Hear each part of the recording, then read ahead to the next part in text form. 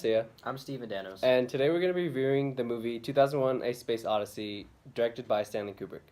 So this movie follows an ancient monolith that kind of like jumps through various points of times, and its presence seems to spark sort of like different technological advancements. Yeah, so this movie focused on three main periods. We have the beginning of man with the apes, the expansion to space with all the spaceships, and beyond humanity. It's considered to be a great classic sci-fi film. And one of the reasons why that was because Stanley Kubrick was actually like a really great director for his time. Like he was one of the first people to like direct such a sci-fi movie on such a big budget, because normally they were like kind of grade B movies, like low budget, kind of like smaller films. And so for this review, we're going to be talking about the music he used, Hal as an archetypal character, which he developed, and the special effects that like were needed to make this movie happen. So music was a large part of the movie. The song at the beginning of the video, everyone knows it. Boom, boom, boom, boom, boom. It's probably one of the most well-known sci-fi pieces of music. Overall, the composition was good. I was a big fan of it. Some of my favorite moments actually from the movie was when they were like showing the spaceships, and it was kind of like panning around them, and then like this like great classical music was just like playing, because it set such a nice like a neat little like effect, and it was just like kind of nice to see all the spaceships going on. Yeah, I like those scenes too. But sometimes, you know, it's with the classical music, like it was just playing, and it was really nice, but there was just nothing happening. Yeah. Like yeah, those moments got kind of boring. Like they dragged it out for longer than it like actually needed to be, right? Because it was playing for like 10 minutes, and we already got the effect after like 2. So that's something they could have changed.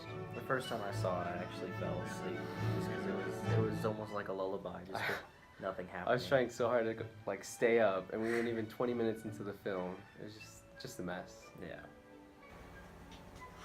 Okay, so Hal was this kind of unique villain to the movie. He was like kind of like the first of his kind during the time period, and it's just kind of like the movie explored this kind of bad side of like a super intelligent, independent AI. Exactly. At first, Hal was just like an emotionless robot, and he's just doing all the spaceship stuff. But eventually, he turned evil, killed everyone but Dave on the ship, and he even began to feel when he was about to be shut down. Yeah. So this is kind of like the character of intelligent AI gone bad was kind of an influence to a lot of other like shows and movies like made even like today. And one of the examples I can remember is like there's a Futurama episode where they installed a new like AI system to the computer, and it turned rogue, and it's literally like exactly how the 2001 Space Odyssey movie went, and I thought that was kind of cool. So yeah, we have Otto from WALL-E, the robots from iRobot, and Ultron from Avengers: Age of Ultron.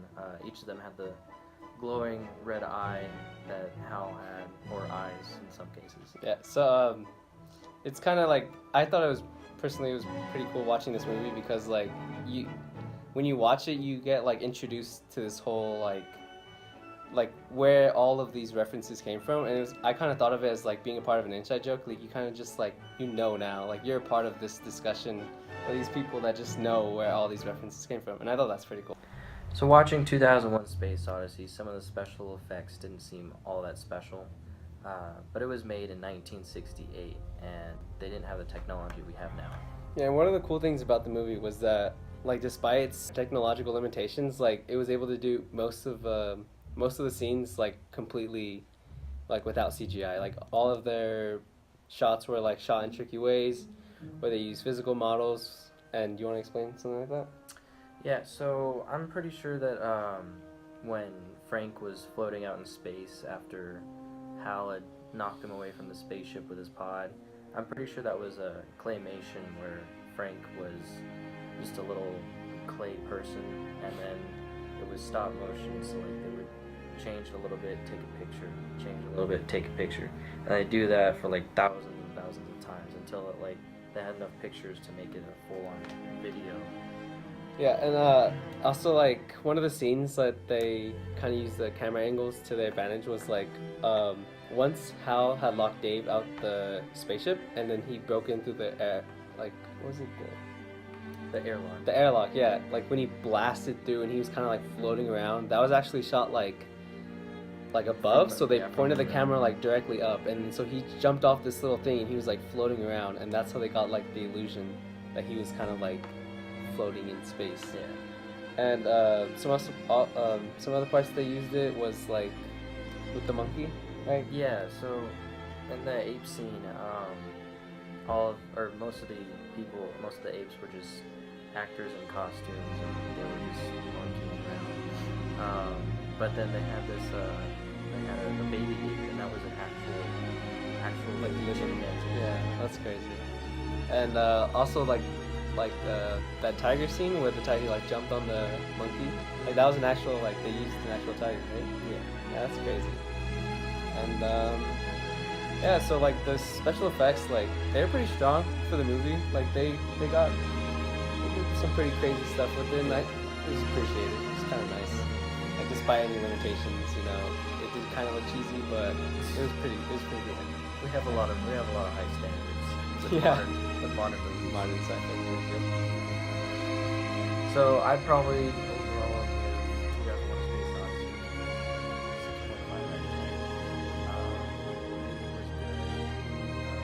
Special effects were good for when it was made, but it is like an old movie. Yeah. And just there were some really slow parts, and like I mentioned, I fell asleep during it. So I think my rating would probably be around 6.5, because like for what it was and when it was made, like it was kind of crazy. Like it was kind of a crazy movie. So yeah, like all the things that they did, they were the first to do it. Really, they really set the precedent for a lot of other space films, and I thought that's like in and of itself, like despite all the boring, like dragged on scenes or all the confusing, like whatever, like I think that's what really made it shine, was how it set such a, like it was such an inspiration to other films and archetypal characters, which was really cool. Bonnie and Clyde without you.